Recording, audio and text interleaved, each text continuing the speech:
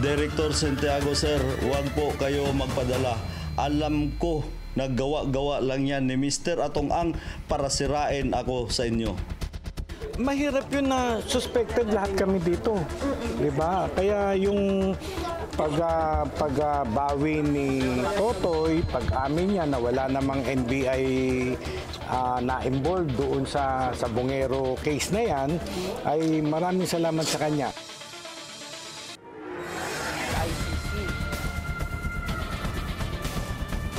Inabsuelto na ni alias Totoy ang NBI. Wala raw kinalaman ng ahensya sa kaso ng mga nawawalang sabungero. Pero hindi lusot ang 15 pulis na dawit sa krimen. Mataataas daw ang kanilang ranggo at ang nakuha nilang pera umaabot sa limpak-limpak. Ngayon may bagong testigo, sinubukan daw siyang ipaligpit noon ng mastermind sa kaso. Isa na namang chapter sa lumalalim na misteryo.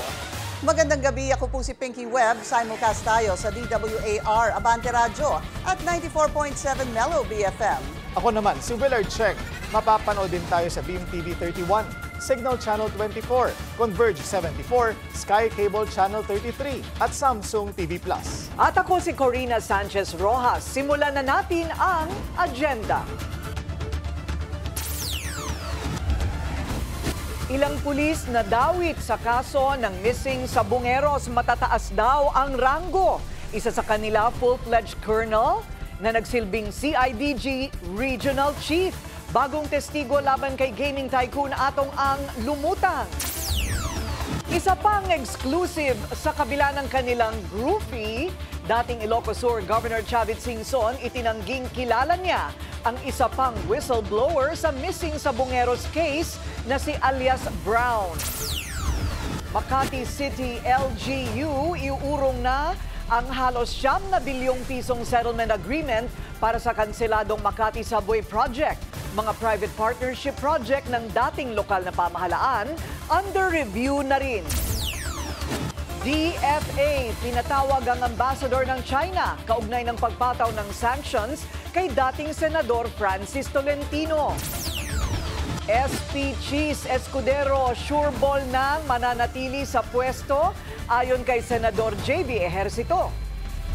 At boxing legend at dating Senador Manny Pacquiao, sino kaya ang type na mag-produce at gumanap na bida sa posible niyang biopic?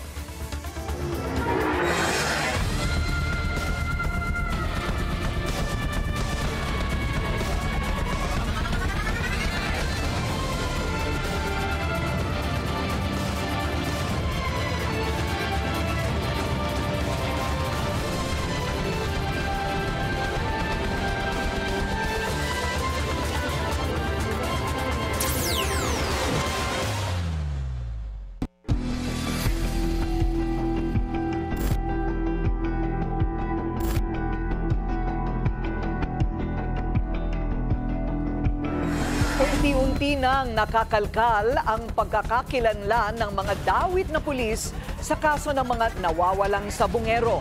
Ang ilan daw sa kanila matataas ang ranggo. Narito ang exclusive agenda report ni Joash Malimban. Sa 15 pulis na nasa restrictive custody na ng PNP, 4 daw ang commissioned officers o yung may matataas na ranggo. Ayon yan sa isang mapagkakatiwalaang source ng Billionaire News Channel. Ang pinakamataas na ranggo, isang full-fledged colonel at isa sa mahigit 20 provincial police chiefs na narelieve o nareshuffle noong nakaraang linggo. Ang police colonel na ito, minsan na rin nagsilbi bilang regional chief ng CIDG Calabarzon, kung saan naganap ang pinakamaraming kaso ng nawawalang sabungero. Matatanda ang inilahad ng whistleblower na si Julie Dondon Patidongan o alias Totoy sa isang exclusive interview sa Billionaire News Channel na isa ang pulis na ito sa mga nanguna sa pag-aresto sa kanila noong 2023. Yes, siya yan. Pero katulad ng sinabi ko, hindi ko muna isiwalat lahat. Dahil mag-antay rin ako sa mga sasabihin ng abogado ko. Kasama rin ng isang lieutenant colonel na una nang nadawit sa investigasyon noong 2022, pati na rin ang isang major at isang lieutenant. Ang mga sangkot na pulis, binibigyan umano ng 500,000 pesos para sa bawat grupo na ipadudukot at ipapapatay na sabungero ayon kay Dondon Patidongan. Ang team leader daw ng mga ito may natatanggap na 2 milyong piso kada buwan. Yes, 500,000 lang yan sa isang grupo. Halimbawa, isang entry, 7 sila. 500,000 lang talaga ang pinapaabot sa akin yan. Lieutenant Colonel, kumpare ko pa yan. Bukod pa ang isa umanong general na ani Patidongan, mananatili mo ng confidential hanggang hindi pa opisyal na dinidinig ang kaso. Ayon kay Justice Secretary Boying Remulla, tukoy na ang ground zero sa kung saan maaaring itinatapon ang mga bangkay ng mga missing sabungero sa lawa ng Taal. Isa raw itong palaisdaan, isang impormasyon na kinumpirma rin ni Patidongan sa BNC at sinabing pagmamay-ari umano ng isa ring pulis sa Talisay, Batangas. Bali yung sinasabi niyo pong taga-chop-chop, ito po yung isa po sa mga nag-i-execute po ng mga tao? Oo, yung tauhan ng isang pulis na may palaisdaan dyan sa Talisay, Batangas. Kasalukuyang nasa protective custody ng PNP si Patidongan habang nag-a-apply siya sa Witness Protection Program. Para sa Agenda, Joash Malimban, Billionaire News Channel. Nabunutan ng tinik si NBI Director Jaime Santiago matapos i-absuelto ng whistleblower na si alias Totoy ang kanyang ahensya sa missing sabungeros case. Ang detalye sa Agenda Report ni Andrea Salve. Vindicated kami. Salamat. Vindicated. Yan ang pakiramdam ni NBI Director Jaime Santiago matapos linawin ng whistleblower na si Julie Dondon Patidongan o alias Totoy na walang kinalaman ng ahensya sa kaso ng mga nawawalang sabungero. Mahirap yun na suspected lahat kami dito. Diba? Kaya yung pagbawi ni Totoy, pag-amin niya na wala namang NBI na-involved doon sa sabungero case na yan, ay maraming salamat sa kanya. Sa panayam ng Billionaire News Channel kay alias Totoy, itinuro niya kung sino ang nasa likod umano ng aligasyon laban sa NBI. Director Santiago, sir, wag po kayo magpadala. Alam ko, naggawa-gawa lang yan ni Mr. Atong Ang para sirain ako sa inyo. Giit ni Santiago, umpisa pa lang tiwala na siyang hindi sangkot ang NBI sa missing sabungeros case. Kaya nga niya hinamon si alias Totoy na pangalanan kung sino ang mga NBI personnel na umano'y kasabwat sa pagligpit sa mga biktima. Para sa Agenda, Andrea Salve, Billionaire News Channel. All set na ang Philippine Navy para sisirin ang Taal Lake kung saan itinapon umano ang mga nawawalang sabungero. Go signal na lang daw mula sa DOJ ang hinihintay nila. Ang detalye sa Agenda Report ni Francis Folve. Handa na ang Navy Special Operations Command, ang elite unit ng Philippine Navy sa paghahanap sa mga sabungero na sinasabing idinispatsa sa Taal Lake. Pwede na raw silang ma-deploy anumang oras. Kasunod yan ang sinabi ng Justice Department na maaari nang simulan ang retrieval operations sa susunod na linggo. Natukoy na raw kasi ang lokasyon ng mga labi ng mga biktima. Kung ilang technical diver at Navy SEAL ang i-deploy ay magdedepende raw sa sitwasyon sa ground zero. That will depend upon the initial inspection of the area, but normally, as mentioned by Admiral Trinidad, who's a Navy SEAL, normally 3 teams are dispatched for technical diving operations. Bilang miyembro ng Navy SEAL, sanay daw si Rear Admiral Roy Vincent Trinidad sa ganitong klase ng mga operasyon. Pero malaking hamon para sa technical divers ang lalim ng Taal Lake na aabot sa 170 meters. Bukod dyan, may posibilidad din na pumutok ang aktibong Taal Volcano. There are numerous ways how to recover or how to look for targets underwater. Before sending the diver, we could send underwater drones to check on the safety. How deep the water is it murky, ano ma-encounter na sa ilalim. The moment we find that what we have to recover, whether it's an object or a cadaver, we could attach the connecting points to them and lift them up without sending any diver. The last option is to send out the technical divers. Normally on occasions like this, we send out 3 technical teams that will rotate. Ready na rin daw ang technical divers ng Philippine Coast Guard para tumulong sa operasyon. Sa ngayon ay nakahanda na ang 3 team ng Philippine Navy at ang kanilang mga equipment gaya ng drone at naghihintay na lang ng go signal mula sa DOJ para masimulan na ang kanilang technical diving operation sa tinuturing na Ground Zero o Taal Lake kung saan di umano itinapon ang mga bangkay ng missing sabongero. Para sa agenda, Francis Polbe, Billionario News Channel. Dahil sa isang litrato nakaladkad sa missing sabongeros mystery, si dating Ilocos Sur Governor Luis Chavit Singson. Pero depensa niya, wala siyang anumang kinalaman sa kontrobersya. Narito ang exclusive agenda report ni Attorney Karen Jimeno. Mariing itinanggi ni dating Ilocos Sur Governor Luis Chavit Singson ang anumang kaugnayan sa kaso ng mga nawawalang sabongero. Sa eksklusibong panayam sa At the Forefront ng Billionario News Channel, sinabi ni Singson na hindi niya kilala si alias Brown, ang isa sa mga whistleblower sa kaso. Sa kabila ito ng kumakalat nilang picture sa isang restaurant. No, nagkita lang kami sa isang okasyon. Hindi ko kilala eh. Siyempre sa occasion, marami akong namimit na tao. Dami nga nagpapapicture sa akin, hindi naman makahindi. Meron para ako nakapicture na drug lord. O yun nung po-picture siyo, drug lord. Hindi ko alam. Para rin sa dating gobernador, tama lang na parusahan ang mga mandaraya sa sabong. Pero hindi ito dapat umabot sa patayan. Kumbensido rin si Singson na walang kinalaman ang aktres na si Gretchen Barreto sa krimen. But I don't think kasama naman sa mga nangyari si Gretchen. Although magkasama sila, siyempre pag may nasabi man si Ato, hindi niya sasabihin kay Gretchen. Naniniwala si Singson na investor lang si Gretchen sa isabong ni Atong Ang. Para sa agenda, Attorney Karen Jimeno, Billionario News Channel. Pinag-aaralan pa ng kampo ni Gretchen Barreto ang lahat ng legal options matapos madamay ang aktres sa kontrobersya ng mga nawawalang sabongero. Sa programang On Point ng Billionario News Channel, sinabi ng kanyang legal counsel na si Attorney Alma Malyonga na kinokolekta pa nila ang mga ebidensya at impormasyon laban sa whistleblower na si alias Totoy. Una nang sinabi ni alias Totoy na may kinalaman si Barreto sa krimen dahil madalas 24 hours niyang kasama si Atong Ang na mastermind umano sa kaso. Tinawag na plain invention ng kampo ni Barreto ang mga alegasyon. Mr. Whistleblower stands accused in a crime for serious illegal detention. His bail has been revoked by the Court of Appeals. There are volumes of documents from which his statements can be gathered from. There's also been Senate investigations conducted 3 years ago. I understand that Mr. Whistleblower also participated there. We are closely examining what he has said through his supposedly explosive allegations, which have turned out to be duds actually. All of these will form part of the body of evidence that we can use later on, perhaps to file a case for perjury against him, which, by the way, as many people know, perjury is now a more serious crime than it was. It has the penalty for perjury has been increased much more than slander, which is probably the only case that we can file against him right now. So we're waiting for the opportune moment. Testigo ba talaga o scripted lang?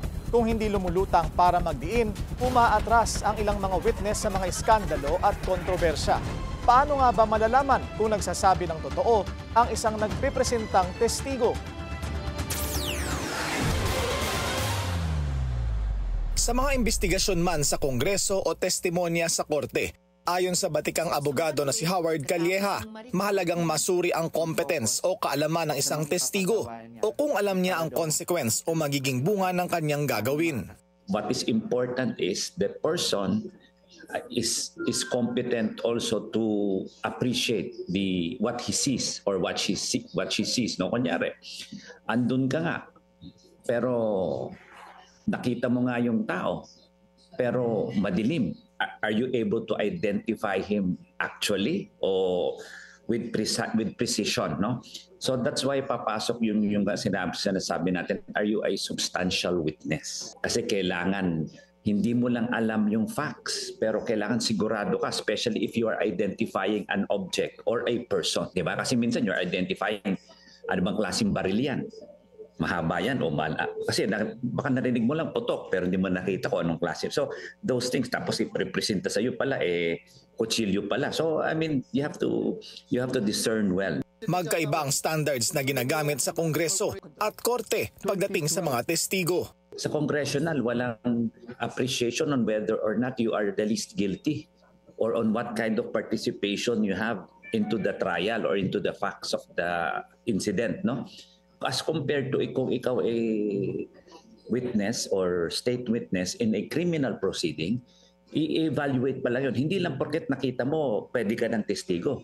Baka naman ikaw yung most guilty, ikaw pala yung pumutok, ikaw pala yung principal, bakit ikaw ang magte-testify against dun sa mga so you have to see ikaw ba yung least guilty at ano ba yung weight na ibibigay mo as a witness, di ba? Baka naman pwede nang sabihin ng ibang tao yan Saan man tetestigo, batay sa kanyang karanasan para kay Calleja, dapat isa lang, hindi lang sa isa, kundi sa maraming interview ang isang witness at maging mga kakilala para ma-check ang kanyang background, maging physical at mental fitness.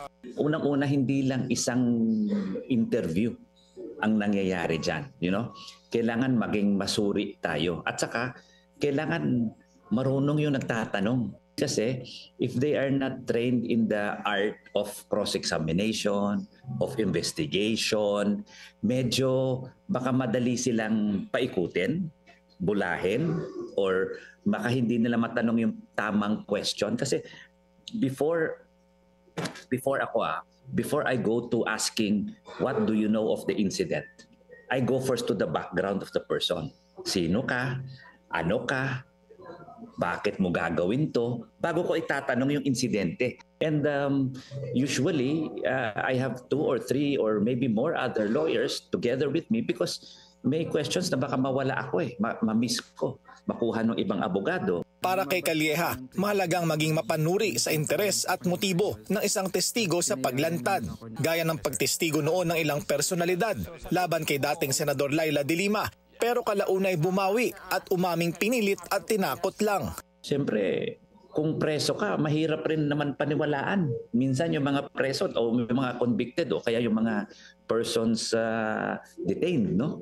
Kasi nga, may ulterior motive yan. Baka merong quid pro quo, di ba? So, yun din ang kailangan natin malaman. That's why it's also nice to know, as I said, yung background ng taong tinatanong natin. Saan ba nanggaling? Dapat ding maintindihan ng testigo na hindi basta-basta ang paglantad at pagbawi sa sinabi. Nakakatakot kasi mag-recant kasi meron yung sinasabing may perjury yan kasi lahat ng iyong testimony under oath yan. Sinusumpa mo yan. So, kaya kailangan paulit-ulit. Sabi ko nga, sa simula, kailangan alam nila yung consequences nila coming out as a witness. Ang hirap dito is if you have conflicting testimonies or conflicting affidavits. Of course, it is not automatic that one cancels out the other.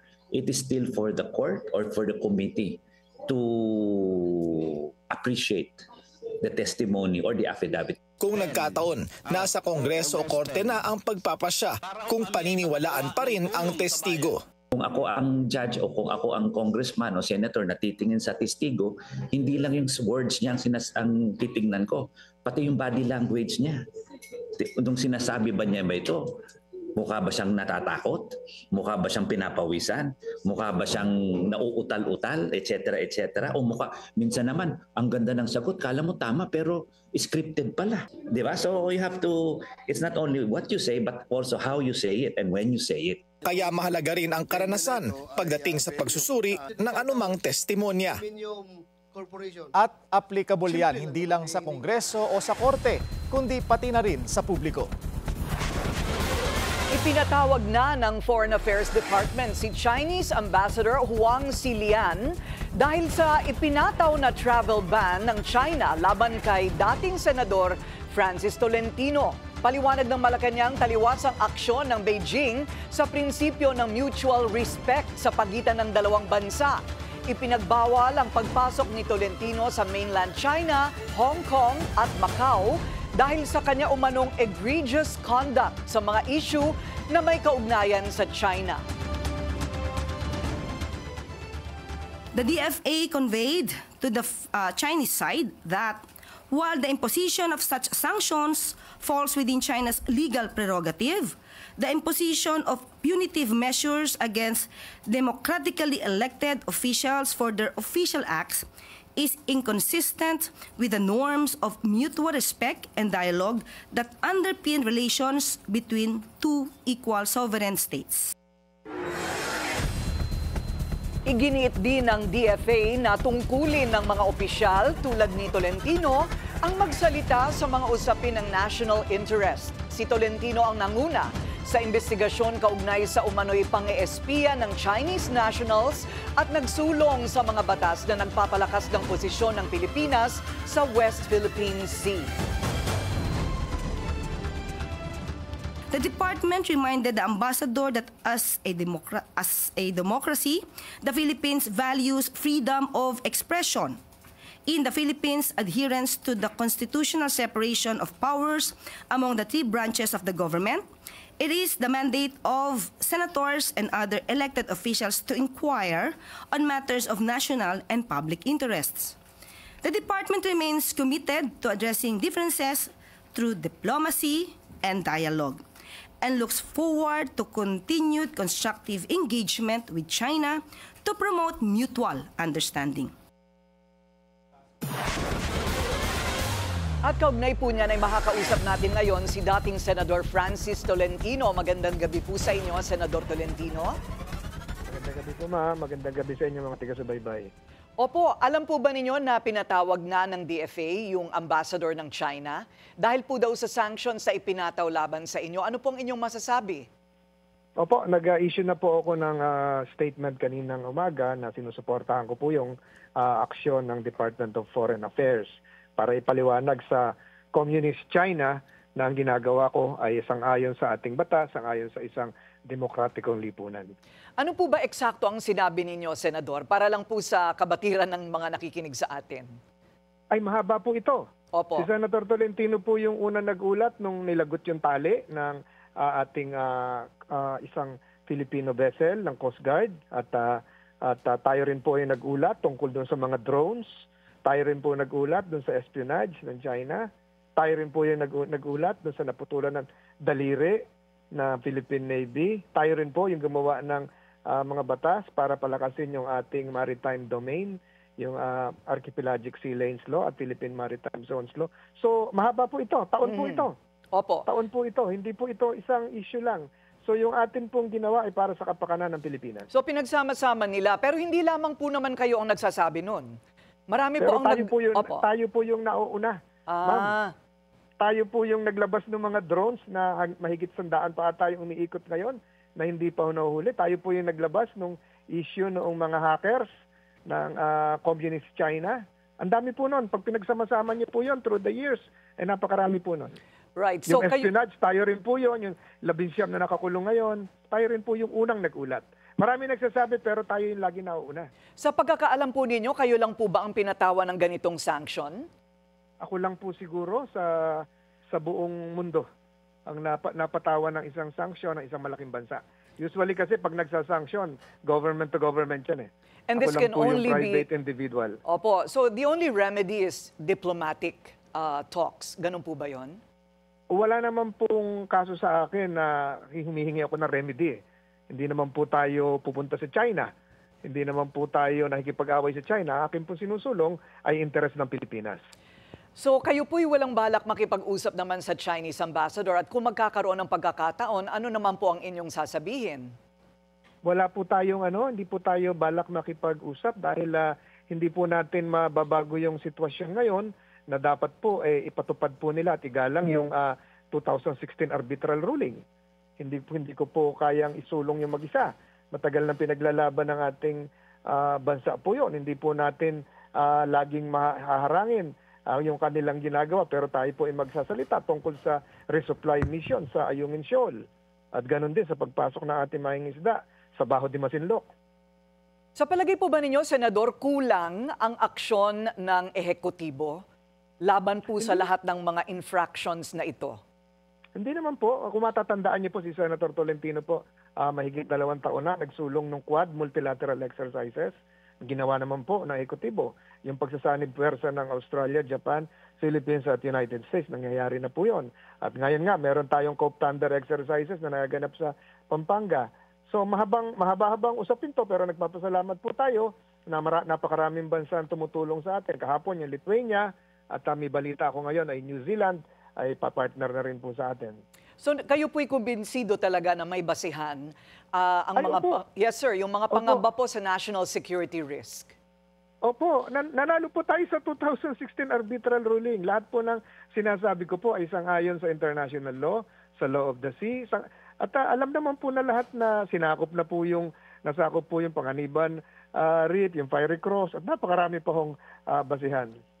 Yung dangerous maneuver, kayo nga una nag-uulat minsan yan, ang media.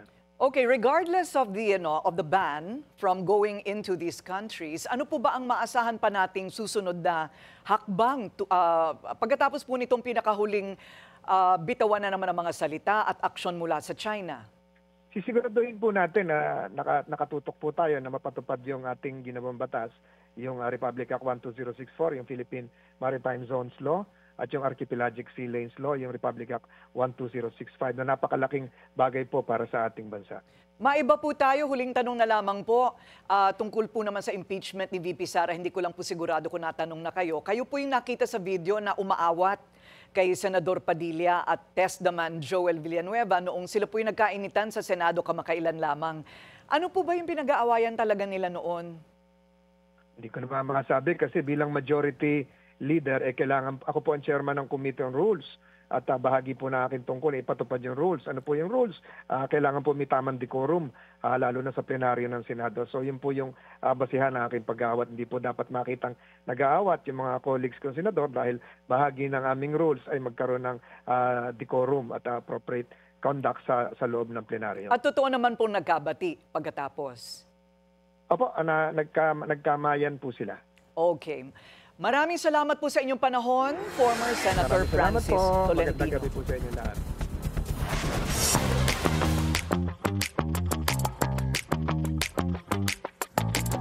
Approved kay former Ilocos Sur Governor Chavit Singson si Kitty Duterte para sa apo nitong si Vic. Naging usap-usapan ang dalawa online after Kitty flexed a mirror selfie with Vic sa Instagram. Makikitang hawak pa ni Vic ang braso ng anak ni former President Rodrigo Duterte. Sa At the Forefront ng Billionaire News Channel, sinabi ni dating Governor Singson na hindi na siya nagulat sa tila relasyon ng dalawa. He even shared a piece of advice he gave to his grandson. Pinagsabihan ko lang kung talagang kailangan mahalin mo yan kako, huwag mong lukuhin kako. Kung sakali magkatuluyan si Vic at si Kitty, matutuwa ba kayo sa yes. North and South? Very strategic. Yes. Naisip niyo po ba mag-politics eventually si Vic? Well, if they go to politics, that's a good combination.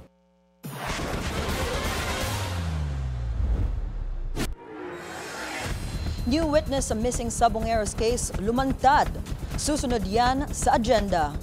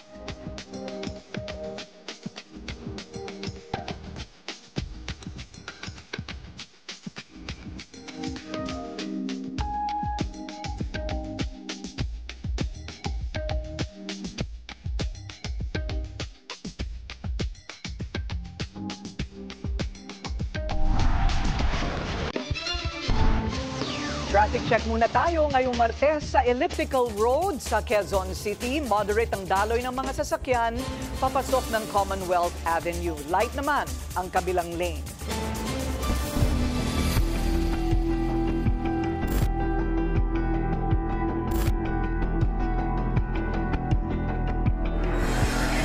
May bagong potential witness sa missing Sabungeros case. Isang opisyal daw ng Calamba na tinangka umanong patumbahin ni Atong Ang noong 2021.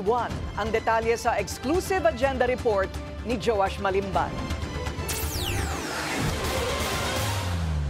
Sa halagang 2 milyong piso, ipinag-utos umano ng bilyonaryo at gambling tycoon na si Atong Ang ang pagpatay sa isang Calamba City Councilor 4 na taon na ang nakararaan. Yan ang kinumpirma ng whistleblower na si Dondon Patidongan o alias Totoy sa isang panayam kahapon. Swerte rin na nabuhay, hindi namatay. Ngayon, sabi ko nga sa kanya, para mapatunayan ko lahat ng sinasabi ko, sana lumutang ka na rin, magsalita ka na rin kung sino ang nasa likod nito. Pinaghinlalaan niya na Mr. Atong Ang na siya ang humawak na isang grupo ng tsupi. Kaya ang gusto nun, ipindown yung si Kapitan. Sa isang exclusive interview sa Billionaire News Channel, lumutang na si dating kapitan at ngayoy Calamba City Councilor Arvin Bangiat na isa ring dating master agent ng isang online pataya o isabong. Inilahad niya sa BNC kung papaano siya pinagtangkaang patayin noong 2021. June 29 ng madaling araw, mahigit 1:00 ng madaling araw, 1 a.m. Galing ako sa office ko sa bayan, pauwi. Tapos, nagsosolo lang ako na akong driver. Ayun, may humarang sa akin na 2 Fortuner na itim, tsaka 2 motor. Tapos, 6 na mga nakamahaba yung namumutok sa akin na malapitan. Siguro mga 2 di pa lang yung layo. Talagang ganun hindi masyadong malayo. 2 di pa lang. Tapos yung isa, pinasok pa niya yung baril sa akin, sa driver side. Talagang tinutok na niya. Nasa kulang-kulang 200 na bala yung inubos nila sa akin doon. Kwento ni Mangiat, hindi niya alam noong panahong iyon na sangkot si Ang sa ginawang pag-ambush sa kanya. Dagdag pa niya, taon-taon siyang nagfa-follow up sa iba't ibang ahensya ng pamahalaan na imbestigahan ang kanyang kaso. Ang kanyang nadiskubre, may ilan pang inambush na tugma sa mga baril na ginamit sa kanya. Ang naging report nila sa akin, yung mga ibang inambush sa Calamba, na yung si Police Captain Geronimo, yung inambush po sa Silangan exit, tsaka po yung ex-police officer na si Sir Chavez. So nagkameron nung cross-matching ngayon, positive, yung ginamit sa kanilang dalawa. Magkaibang accident po yun sa kanilang dalawa, tsaka yung sa akin, nag-matching. Si Patidongan umano ang nag-reach out at nagbigay sa kanya ng kumpirmasyon na si Ang mismo ang nag-utos na ipapatay siya. Ngayon, naimbestigahan niya, meron isang tao na parang inambos. Alam niya kung sinong tao. Kaya sinabi ko sa kanya, siya ang nagbigay sa akin sa lahat ng detalye ng mga pulis. Magkatugma kami, iisa. Sabi ko, yan yun. Yan ang inutusan na ni Mr. Atong Ang para patayin ka. Nakatakdang makipagpulong si Mangiat at Patidongan kay Justice Secretary Boying Remulla. Anila, malaki ang kanilang tiwala kina SOJ Remulla at PNP Chief Nicolas Torre. Nalalabas ang katotohanan habang gumugulong ang investigasyon. Para sa agenda, Joash Malimban, Billionaire News Channel. At makakausap po natin ngayon Calamba City Councilor Arvin Mangiat. Councilor Arvin, magandang gabi po sa inyo at maraming salamat sa oras.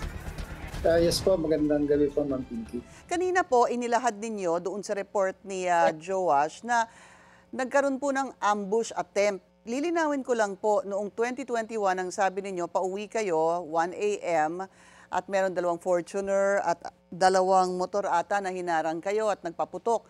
At parang ang sabi niyo po, halos 200 bala. Ano po nangyari? Kayo how were you able to escape that?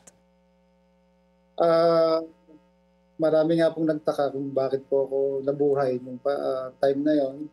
June 29 po yun, 2021. Yung mga tao na po, after nung shootout sa akin, sila na po yung naglabas sa akin sa sasakyan dahil nag-automatic lock po yung sasakyan ko, nag-total wreck po. marami pong nagtaka na pagbukas po nila ng pinto, bigla po akong lumabas at buhay po. Wala po akong naging tama po ng bala. Mga dalos lang po mula po sa bubog ng sasakyan. 200 bala, Councilor? Yes po. Kulang-kulang 200 na bala po. At ni isa wala hong tumama sa inyo? Wala pong tumama, ma'am. At May nasundan na rin po. Nung nakaraan pong 2008, may nagtangka na rin po sa akin, inambush din po ako. 97 na bala naman po. Wala rin pong tumama. Pagkatapos po nung nangyaring yon, ang sabi nyo, yung mga humarang din po sa inyo, ang humila sa inyo, sa inyong sasakyan, mag-isa kayo, sabi nyo wala kayong driver. Yung pong mga bystander na po, yung pagkaalis po ng mga namutok sa akin, kala siguro nila patay na ako. So nag-aalisan na po sila. And yun po, yung mga taong sumaklolo po sa akin ang nagbukas na po nung sasakyan ko kasi nag-automatic lock po yung mga pinto. Bulletproof, I assume, yung sasakyan, sir? Hindi po, ma'am. Total wreck po yung sasakyan. Nakikita niyo po yan, ma'am, sa nung in-interview po ako sa GMA. Opo. Opo. At obviously, may police report po nito nung June, nung 2021, maybe a day after. Ang totoo niyan, ma'am, sa media lang po yan lumabas. Pero yung mga police report po, kaya po ako nagtaka, after 31 days po, saka lang po nagkaroon ng proper investigation. Nung pong nagreklamo na ako sa DILG, ma'am. Noong nagreklamo ho kayo saan, sir? Sa DILG po. Nagpadala na po ako ng letter noon kasi barangay captain niya po ako noon. Inambush nila ako tapos wala pong nangyaring proper investigation. So nag-letter po ako sa DILG. Tsaka lang po nagkaroon ng investigation yung R7 and combined po ng PNP Calamba. After 31 days, ma'am. Kaya po malaki ang suspecha ko na talagang mga pulis po ang nag-ambush po sa akin panahon na yun. Ano ho ang motibo sa palagay ninyo sa naging pagtangkang pagpatay sa inyo? Nung panahon na yun, ma'am, ang mga patayan naman nangyayari dito sa atin noon, panahon po ng mga high value target eh. Kaya po nasa isip ko noon, nilagay din po nila ako sa high value target ng PNP. Dahil, pero, bakit ho kayo high value target? Hindi ko po alam, ma'am, kung bakit nila ako na inilagay sa high value target. May nakapag-inform lang po sa akin na mga pulis din, na mga kaibigan ko po. Kasi dati rin po akong pulis. Dati kayong pulis, naging barangay captain at ngayon councilor. At ang sinasabi nyo nga, medyo malaking palaisipan sa inyo bakit hindi nagkaroon ng masusing investigasyon after that ambush attempt.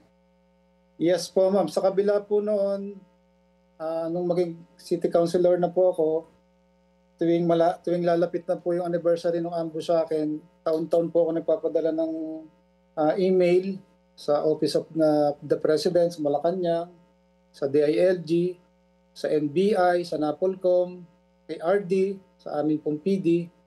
And wala po silang naging masyadong action. Ang meron lang po yung report ang DILG. Ito na nga po yung cross-matching. Nung nag-request na po ako ng cross-matching, yun nga po, meron pang dalawang ambush victim din po rito. Yung si Police Captain Jeronimo, saka si ex-Police Chavez, Edwin Chavez. Noong February 27, 2021 po siya inambush. Saka po ito si Police Captain Christopher Jeronimo noong March 16, 2020. Inambush din po ito. At yung mga baril po na ginamit sa kanilang dalawa, yun din po yung may nagmatch po na baril na ginamit din po sa akin. At yung nagmatch na yon, ano po ang lumabas? Anong kinalabasan?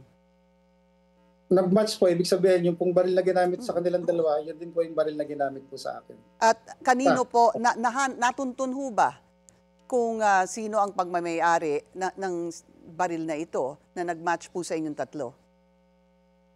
Wala pong napangalanan kung kanino po yung may-ari, pero yung pong dalawang pulis na pinatay din po na yan ay nasa HBT rin po ng panahon na yan. Ay nasaan, sir? High value target din po ng PNP. Babalikan ko lang po ulit yung tanong ko. Ano ho ang iyong teorya at bakit kayo high value target?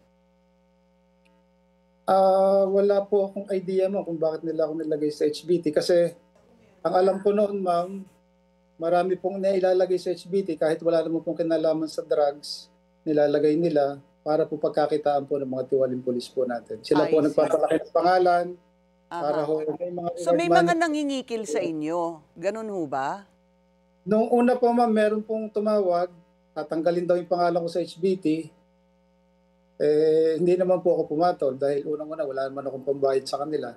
Okay. Pero involved ho kayo sa Isabong? Nag-online po ako, master agent po. At kapag master agent, para po sa kaalaman ng mga nanonood, ano ho ba ang trabaho ng master agent? Ano po yung finances na nakapaloob dito? Ano po yung kino-cover ng isang master diyan po sa Isabong? Meron po kaming pwesto na pinabibisita po sa pitmaster. So, aprobahan po nila yung pwesto namin. So, doon po nagkakameron ng isang malaking screen. Napapanood po ng mga magsasabong yung mga pinalalabas po sa Manila Arena. So, doon po nagkakaroon ng tayaan. Meron pong tutor doon, meron at wala. Doon po namimili yung mga tao kung saan nila gusto tumaya. So, yun po yung, doon po kami nagpapaload sa pitmaster para maloadan po kami. Para yun po yung itinataya po ng mga mananabong po namin dito sa area po namin. Yung mga parokyano po namin na mananabong. At marami pong parokyano ang nanonood at nagbebet, sumusugal. Pero po, yung pong mga, syempre, yung regular na sabong po noon sa loob lang ng sabong nangyayari. So pagdating po ng mga hapon o gabi na, yung wala na po yung regular na sabong dito sa aming sabungan. So doon po sila nagbebet na nanonood na po doon sa big screen. Opo. Ganito na lang po, Counselor. Meron ho ba kayong naging problema dahil sa inyong involvement sa Isabong, sa inyong pagkalam? Meron ho bang naging banta dahil kayo po ay involved sa Isabong? Wala naman ma'am, kasi nung panahon na yun, pagkakatanda ko po, wala po akong naging utang o naging balanse po sa pitmaster.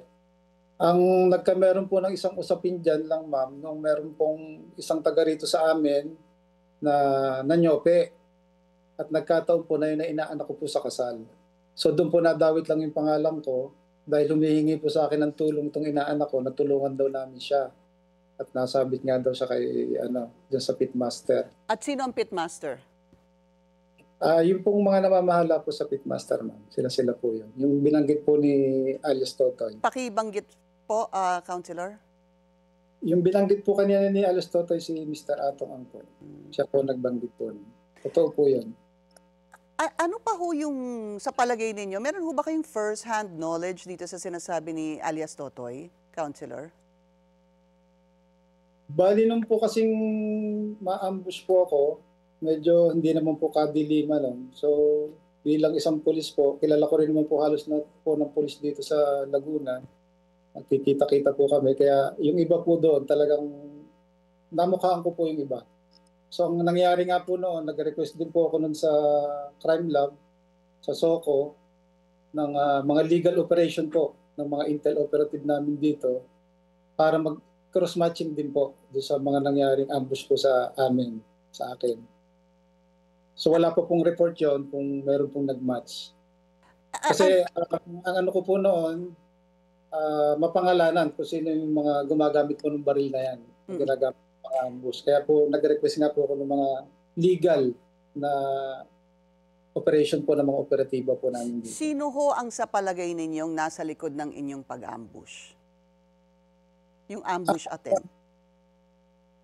Isang usapin po yan dito sa amin kasi nga po, yung pong report po nung R7, yung pong investigation po ng Region 4A, at saka po ng PNP Calamba, ay wala pong pumirma na higher officer.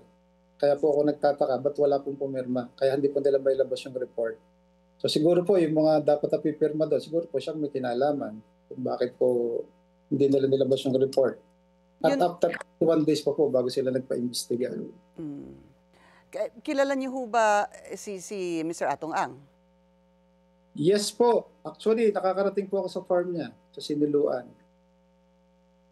Okay. And ito pong sinasabi ni alias Totoy na allegedly si Mr. Atong Ang daw ang mastermind dito sa missing Sabongeros. Is there anything that you know about this? Meron ho ba kayong maibabahagi hinggil dito sa sinasabi ni alias Totoy? Because I think he's appealing to you na maging testigo din. Actually, ma'am, wala po akong knowledge talaga dyan sa mga nawawalang magsasabong o kung sino man po ang mastermind.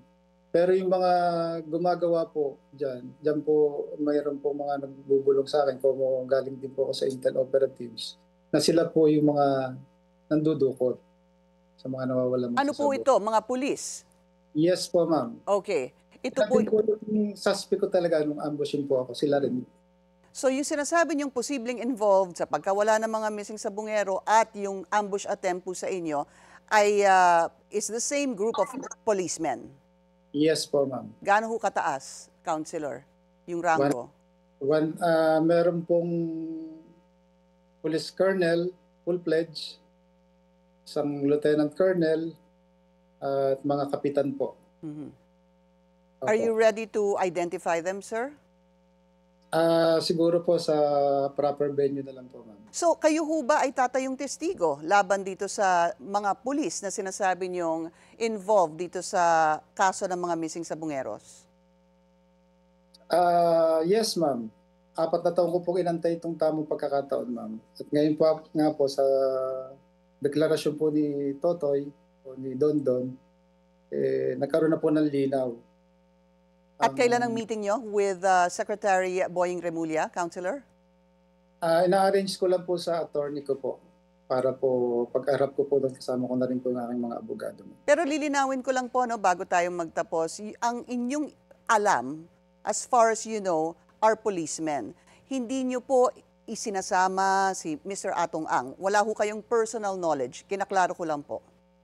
Yes, ma'am. Wala po akong personal knowledge, pero kung ano man po yung lumabas sa investigasyon po ng ating PNP, malaki po ang tiwala ko sa ating Chief PNP, kay General Torre, at sa ating pong SOJ, kay Sir Remulla, na magkakameron po ito ng malinis at tapat na investigasyon para pumibigyan po ng katarungan yung mga ambush victim po dito. Actually, marami kami maminambush dito eh. Siguro balitaan nyo naman yan. Dito sa Laguna, mga nilagay po nila sa high value target. Ang tingin ko po, ang nangyari dyan, doble kabig eh. Nilagay po nila ako sa HBT para sa reward money, tapos meron din sila matatanggap sa online sabong. Maraming salamat po sa inyong oras. Calamba City Councilor Arvin Mangian. Salamat po, ma'am. Umiinit ang sibling rivalry sa Makati. Babawiin ni Mayor Nancy Binay ang umano'y midnight deal na pinasok ng kanyang kapatid na si dating Mayor Abby Binay na bilyong-bilyong piso ang halaga.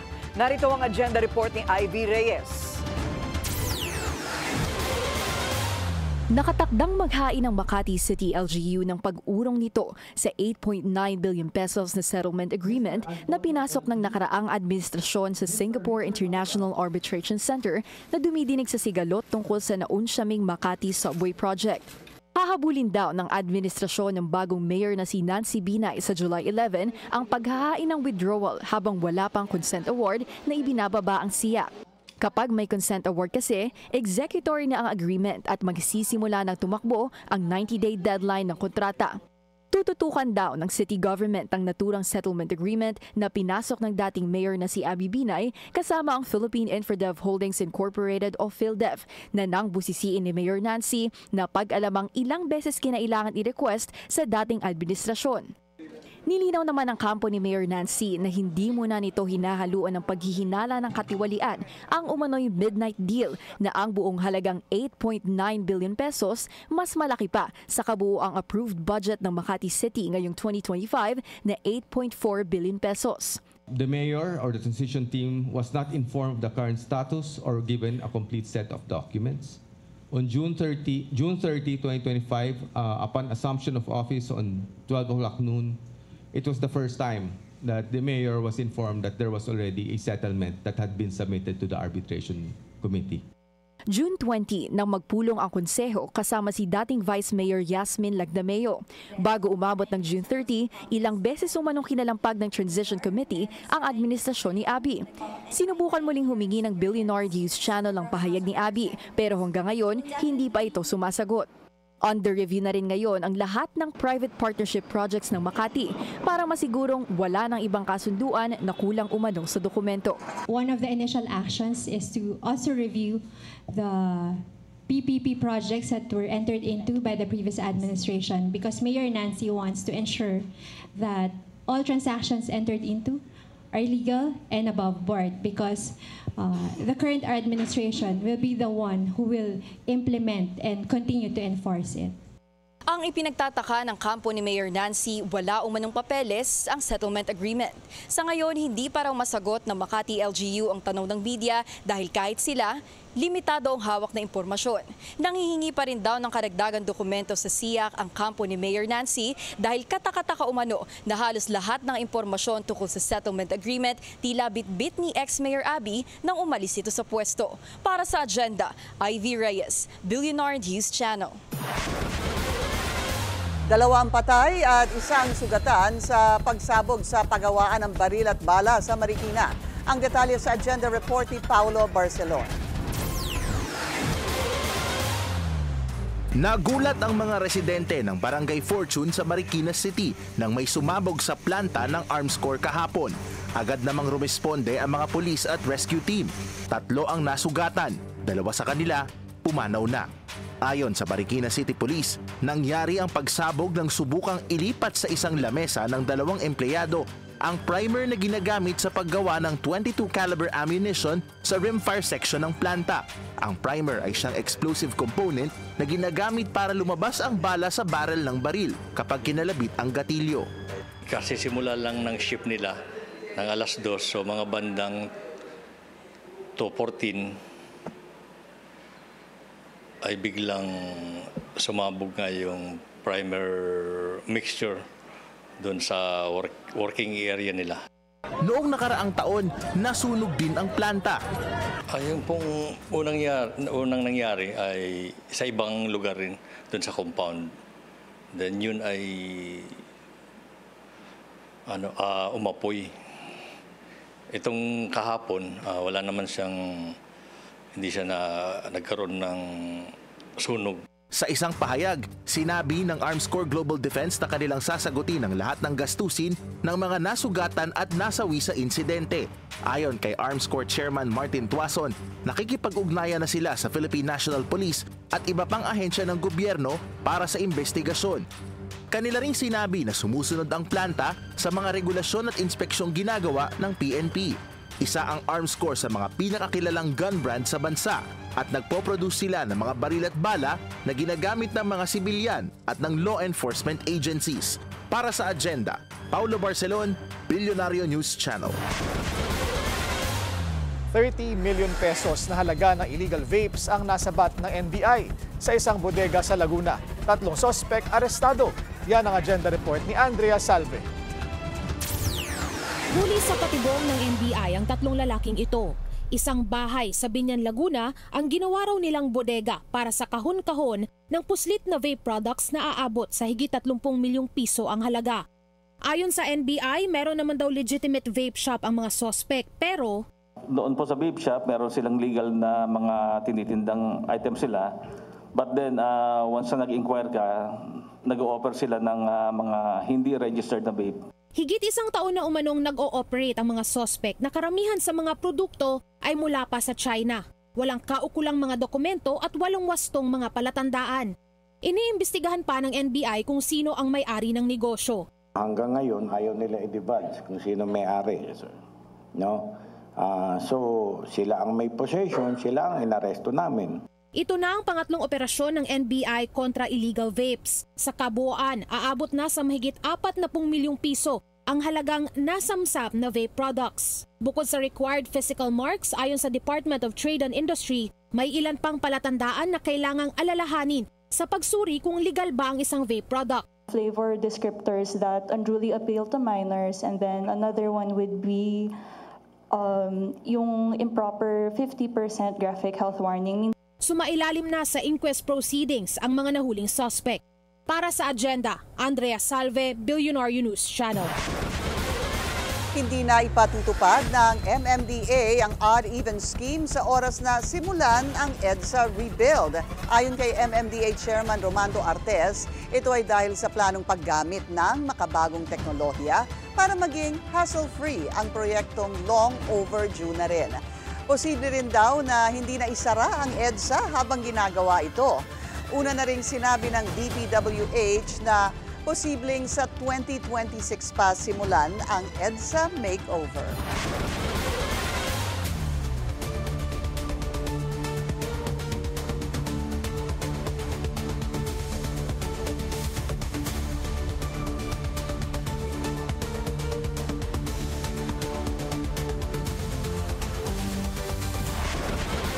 Sa sports, it's goodbye Salt Lake City and hello to the Big Apple.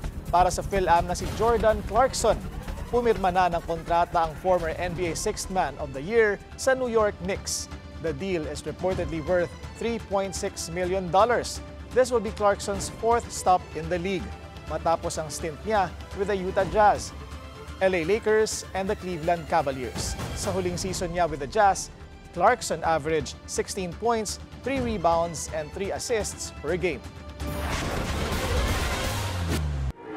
SP Cheese Escudero, sure ball na raw sa Senate presidency ng 20th Congress. Susunod yan sa Agenda.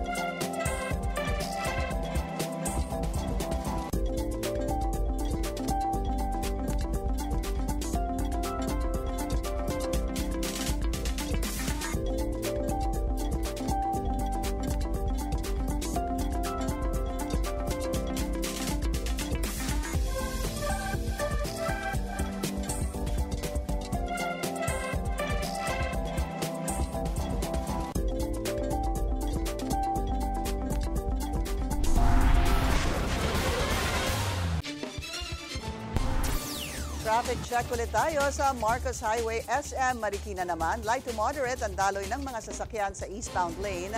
Light naman ang westbound lane.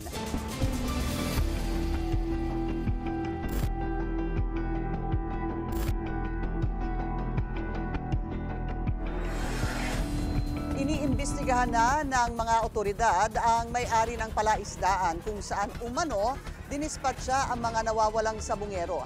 Ang detalye sa Agenda Report ni Joash Malimban. Kinumpirma ni Justice Secretary Boying Remulla na iniimbestigahan na ang personalidad na may-ari ng palaisdaan sa Talisay, Batangas. Matatanda ang sinabi ni SOJ Remulla kahapon na ito ngayon ang itinuturong ground zero dahil dito raw dinadala ang mga sabungero bago patayin. Dagdag ni SOJ, may kanya-kanyang kontrata ang mga taong sangkot dito. Buhay pa yung mga tao, dinadala sa kanila, doon na yata pinapatay yung mga karamihan dyan. Grabe to. It's a very ghastly scene that we can imagine. That some people are being targeted for execution and they're being turned over to some people. May mga kanya-kanyang kontrata. These are contractors who did it.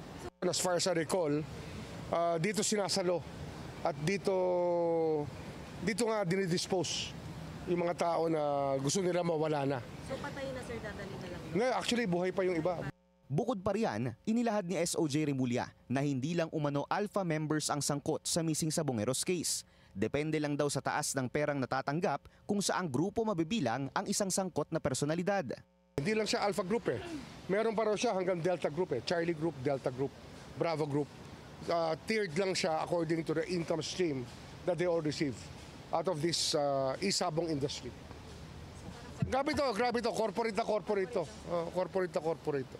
Ani SOJ, binubuo ang mga grupo ng mga negosyante, government functionaries at iba pang high-profile personalities. Panawagan niya sa mga gustong tumestigo, magsalita na sa DOJ o sa PNP para mas mapabilis at maging mas matibay ang mga ebidensya sa isinasagawang investigasyon.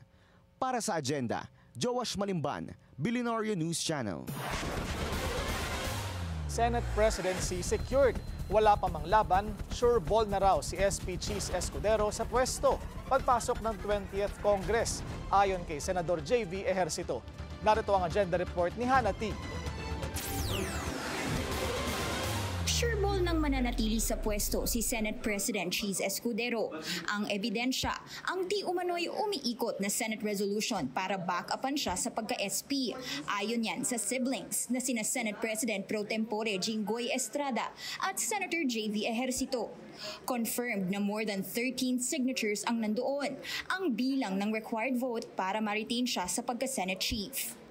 Kinumpirma na magkapatid na kasama sila sa mga pumirma. Definitely more than 13, baka 15 or 16. First of all, I'm part of the leadership, being the deputy majority leader at present. Siguro as a courtesy and respect to Senate President Escudero, I have to stick it out with him.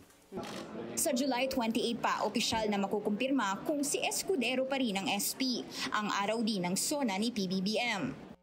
Meron pang 2 linggo. Anything can happen, but I think itong 2 weeks ito, siguro total na pirma na sila. I hope they don't change their minds. Last month daw nakarating kay Ejercito ang reso. 1 month yan after ng midterm polls. Pero kung sino ang nagpaikot, hindi yan sinagot ng senador. Basta dumating na sa table. Naging seatmates sina Ejercito at Senator Mig Zubiri sa plenary. Una nang sinabi ni Zubiri na tutol siya sa leadership ni Escudero. Kaya naman, feeling left out ang senador nang malamang bahagi ng majority ang ilan sa mga kasamahan niya, lalo na't slap soil daw o tira-tirang Senate committees ang mapupunta sa minority. Nag-usap kami. Ako personally, ewan ko kung nakausap niya iba. Sabi ko, bro, whatever happens, we will always be friends. We are brothers. Sabi ko, hindi ko makakalimutan yung naging tulungan namin. May privilege ang mayorya pagdating sa chairmanship at inalok sa kanya ang Committee on Local Government. Posible na rin siyang magka-opisina bilang Deputy Majority Leader habang si Senator Joel Villanueva ang napipintong Majority Floor Leader. Sabi ni Ejercito, hindi naman daw niya iniwan si Zubiri until the very end. Si Zubiri ang pinalitan ni Escudero bilang SP last year. Sa ngayon, may una ng mga manok para sa committee chairmanships. Si Senator Mark Villar na posibleng pamunuan ang Committee on Public Works, Senator Erwin Tulfo sa Committee on Social Services, Senator Bam Aquino sa Basic Education at Senator Kiko Pangilinan sa Agriculture Committee. Lahat daw sila qualified based on experience ayon kay Estrada. At dahil lagpas 13 ang count ng mga senador na pabor kay SP Cheese, posibleng magkakahalo ng prinsipyo ang majority bloc. Nandyan ang kilalang members ng opposition na sina Aquino at Pangilinan, habang naroon din ang Duterte bloc. Pero sabi ni Ejercito, it has been proven time and again that political parties don't really mean anything. Para sa Agenda, Hannah T., Billionaire News Channel. Binuhay ni Senator Ping Lacson ang panukalang Designated Survivor Act sa 20th Congress. Pero para kay Senator JV Ejercito, hindi na ito kailangan. Narito ang agenda report ni Dexter Ganibe ng Abante Radyo. Sa 2016 American TV series na Designated Survivor, pinasabog ang Capitol Building sa kalagitnaan ng State of the Union Address at nadedo ang Pangulo at lahat ng mga opisyal na nasa line of succession. Kaya ang acting president ay ang designated survivor na Secretary ng Housing and Urban Development. Sa totoong buhay, tuwing may State of the Union Address ang Pangulo ng Amerika, isang upuan sa Capitol Hill ang bakante. Ang nakaupo dito ay ang designated survivor na nakakubli sa isang secured na lugar. Dito hinalaw ni Senador Panfilo Lacson ang kanyang inihaing panukalang Presidential Succession Act. Pero hindi ito ang unang pagkakataon na ipinanukalan ni Senador Lacson ang madagdagan ang line of succession ng Pangulo ng Pilipinas. Dahil noong 2019, inihain na niya sa 18th Congress ang panukalang Designated Survivor Act. Pero ang pananaw ni Senate Deputy Majority Leader JV Ejercito, parang napanood ko na yan kaya lang na lahat na wipe out. So kailangan may designated survivor, pero that will be a far-fetched eventuality na talagang halos lahat mawawala, no? May I think we already have a line of succession. With the political situation ngayon, parang imposible na magsama ang presidente at vice presidente sa isang lugar. Sa panukalang Presidential Succession Act ni Senador Lacson, bukod sa Vice Presidente, Senate President at House Speaker na siyang nakasaad sa 1987 Constitution line of succession, ipinanukala niya ang mga sumusunod. Una ay ang pinaka-senior na senator base sa tagal ng serbisyo sa Senado. Pangalawa ay ang pinaka-senior na miyembro ng Kamara base sa tagal ng serbisyo sa Kamara.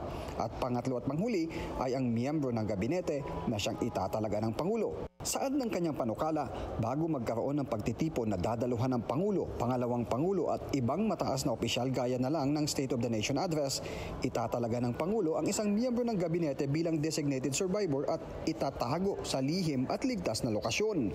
Babantayan ang designated survivor ng Presidential Security Command at magiging acting president sa oras na magkaroon ng extraordinary circumstance na magreresulta ng pagkasawi o permanent disability ng presidente at ng mga opisyal na nasa line of succession. Gagampanan ng acting president ang mga tungkulin na may kinalaman sa araw-araw na operasyon ng gobyerno hanggang bawiin ang kanyang otoridad ng nahalal na Pangulo sa loob ng 70 araw matapos maluklok sa pwesto. We can take a look on that. Kaya nga magkakaroon tayo ng hearing, then pag-aaralan po natin. But that's worth exploring para nga in extraordinary situation, kung talagang mangyari in the event, talagang maubos yung line of succession. Para kay Ehersito, idadaan pa naman sa pagdinig ang nasabing panukalang batas para doon mahimay. Para sa Agenda, Dexter Galibe, Abante Radio.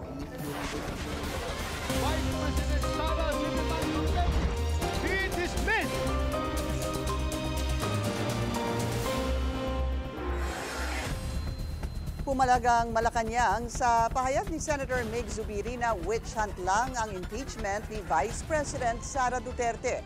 Tingin kasi ni Zubiri may kinalaman sa 2028 elections ang layuning patalisikin ng VP sa public service. Pero giit ng palasyo, wala itong anumang papel sa impeachment ng pangalawang Pangulo. Tama po yung dating sinabi ni Senator Cheese Escudero na umiwas sa ganito mga klaseng mga pananaw. Dahil minsan nakikita kung saan sila kumikiling. Witch hunt ang sinasabi nila tungkol sa impeachment trial ni hindi pa nga po nakakapag-start ng trial. So parang isang judge na nagsabing hindi na siya guilty habang hindi pa dinidinig ang anumang ebidensya. Bagamat tinawag niyang witch hunt, tutol naman daw si Zubiri sa outright dismissal ng impeachment complaint laban sa bise. Death toll sa matinding baha sa Texas sumirit na sa higit 100. Susunod yan sa Agenda.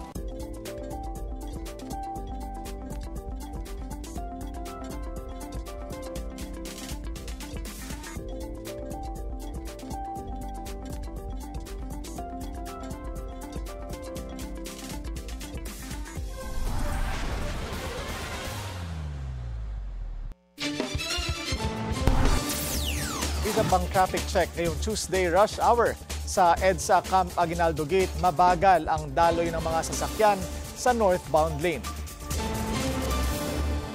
Bumungad ang pinsalang dala ng catastrophic flood sa Texas sa pagbaba ng tubig baha at habang patuloy ang cleanup at rescue work, umangat na sa higit 100 ang death toll. Pinangangambahang aakyat pa ang bilang ng mga namatay. Pero umaasa rin ang White House na may mahahanap pang mga survivor. Pinaiimbestigahan na ng Democrats kung nakaapekto ba ang budget cuts ni US President Donald Trump sa National Weather Service sa pagtugon sa trahedya. Pero ayon sa administration officials, hindi dapat sisihin si Trump o ang ahensya. Blaming President Trump for these floods is a depraved lie, and it serves no purpose during this time of national mourning. Here are the facts. In the lead up to this tragic natural disaster, the National Weather Service did its job. Despite unprecedented rainfall, the National Weather Service executed timely and precise forecasts and warnings. Balak dumalaw ni Trump sa Texas ngayong Biyernes. Magandang balita para sa mga dialysis patients sa Quezon City. Itinayo na ang isang bagong dialysis center sa Rosario Maclang Bautista General Hospital. Narito ang agenda report ni Pierre Pastor. Itong taon nang dinadialysis ang 58-year-old na si Maribel Mantes dahil sa kanyang kidney stones na nagkaroon pa ng impeksyon. Mahirap ang dinadanas ng mga nagdadialysis lalo kung kailangan pang bumiyahe papunta sa dialysis center. Pero may bago nang itinayong dialysis center sa pasilidad ng Rosario Maclang Bautista General Hospital na malapit kay Maribel at sa marami pang dialysis patients sa Quezon City. District 2, ito ang pinakamalaking distrito ng Quezon City. So tamang-tama ang paglalagay po ng dialysis kasi madami kami nakikitang pasyente na kailangan na ma-dialysis. Iwas traffic po, tapos medyo malapit na po sa amin. Maganda po yung dialysis, gawa pong bago siya, malinis. Ayon kay Dr. Villardo, mas maganda rin kung ang dialysis center ay nasa ospital o malapit sa ospital para agad na makatugon sa anumang emergency na maaring mangyari sa pasyente. Minsan makakakita tayo ng mga pasyente na tumataas ang mga blood pressure, nagsushoot up, more than 180 systolic, 210. Minsan naman, kabaliktaran, may mga bumabagsak ang blood pressure naman below the normal blood pressure range. So yung mga nagka-hypotensive patients, pwede nagkaroon din ng mga infection or arrhythmia, yung tinatawag ng mga irregular na tibok ng puso na minsan yung iba nagiging fatal or nakakamatay. Naging inisyatibo ng Quezon City Government na maglagay ng isa pang city-run dialysis center dahil na rin sa dumaraming nag-i-inquire na nangangailangan ng dialysis sa syudad. At sagot na rin naman ng PhilHealth ang 156 sessions ng dialysis kada pasyente. Ang dialysis treatment ay nagsisilbing artificial kidneys na nagsasala ng waste products at excess fluid sa dugo. Kailangan ito ng mga may chronic kidney disease, end-stage renal disease, acute kidney injury, diabetic neuropathy, glomerulonephritis at hypertension na matagal na kaya naapektuhan na ang mga bato. Isinasagawa ang dialysis habang naghihintay ng kidney transplant. Hindi maaring magmintis sa dialysis dahil ang pagliban ay maaring ikamatay ng pasyente. Para sa agenda, Pierre Pastor, Billionaire News Channel. Simple pero makabuluhan na ang mensahe ni Pasig City Mayor Vico Soto sa engineering graduates ng UP Diliman. Alamin natin sa agenda report ni Ivy Reyes. Be very careful when dreaming. Yan ang mensahe ni Pasig City Mayor Vico Soto sa harap ng halos 1,000 graduates ng University of the Philippines Diliman College of Engineering.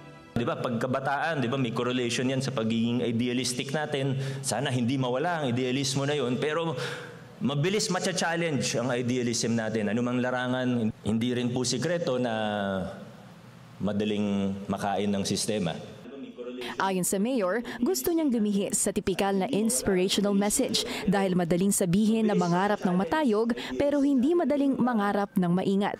Pagkalabas ng universidad, imposible raw kasing hindi mamulat ang kabataan sa katotohanang mapa-private sector o gobyerno man may korupsyon sa lipunan.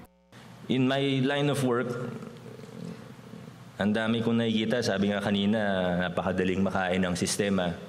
People start off with good intentions. But the saddest thing that I've seen as a person in government or working with government are actually people who have the right intentions when they start. But along the way, they get lost, nakakain ng pangarap, ng ambisyon. Pero hindi umano nawawala ng pag-asa si Soto dahil sa takbo ng mga isyu ngayon, isa na rito ang katatapos lang na eleksyon, mukhang tinototoo na ng kabataan ang kasabihang sila ang pag-asa ng bayan. Mahigit 1,000 graduates ang nagmarcha sa College of Engineering ngayong araw. Engineers play a crucial role in infrastructure development. Unfortunately, our industry is ridden with corruption that looks systemic and deeply embedded in the bureaucracy. Let us not lose hope and accept things as they are. Mahigit 400 dito cum laude, 260 magna cum laude at 53 summa cum laude. Paalala ng universidad, saan man mapunta ang 1,000 graduates nila, naway bitbit nila ang kataga ng universidad na honor and excellence in the service of the nation. Para sa agenda, Ivy Reyes, Billionaire News Channel.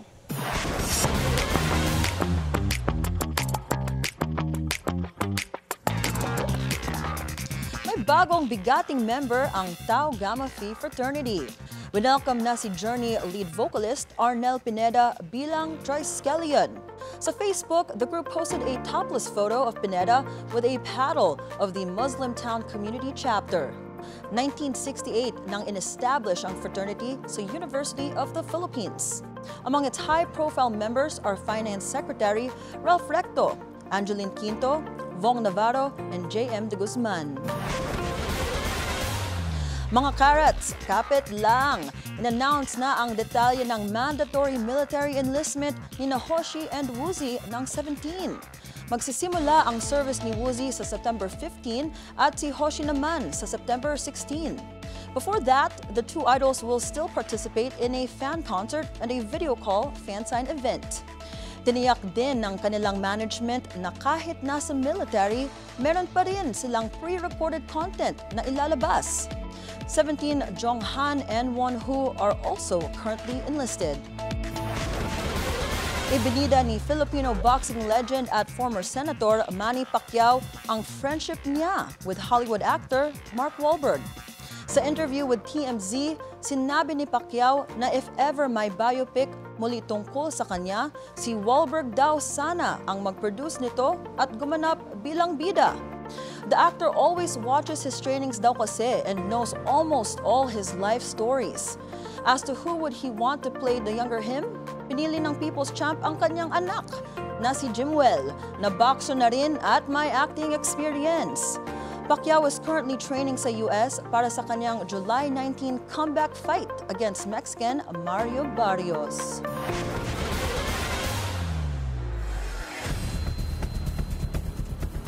Bakit kayo natawa? Ha? Ba't kayong dalawa natawa? Yeah, I know. I heard y'all giggling. Oo nga. Bakit hindi ka ba nagtataka? Paano kayo tatalon yung Pilipinong-Amerikano? Oh, si Mark Wahlberg as Manny Pacquiao, kasi si no? Mark Wahlberg, di ba? Mula Pilipinong si Jimwell, magiging Mark Wahlberg na siya si Manny Pacquiao. Very interesting. Akala ko nga ang pipiliin ni Senador Pacquiao ay si Coco Martin. O, pwede. Oo, pwede. Sinabi yun kanina, si Coco Martin. Because they look alike. Lagyan mo ng bigote si Coco. Oh, na-imagine mo, di ba? Pero ang layo ni Mark Wahlberg, no, kay Manny Pacquiao. Pero to produce it, why not? Produce ang sabi niya. Tapos I think to play the older him. Si Mark yata, no? The older him. Pero the younger him, yung son si niya. Jimwell. Oo, yeah. Si Jimwell, ang puti nga ni Jimwell eh. Senador Manny, hello. Kung makumbinsi siguro ni Senador Manny si Mark Wahlberg, mananalo na siyang senador. Actually. Well, first, let's wish him well. Yes. Sa upcoming fight. Good luck. We're all rooting for you. We're rooting for you. Yan po ang ating agenda ngayong gabi. Ako po si Pinky Webb. Ako naman, si Willard Cheng. Ako naman po si Monique Tuzon. At ako si Corina Sanchez Rojas. Sa bawat issue may anggulo. At ang balita may agenda.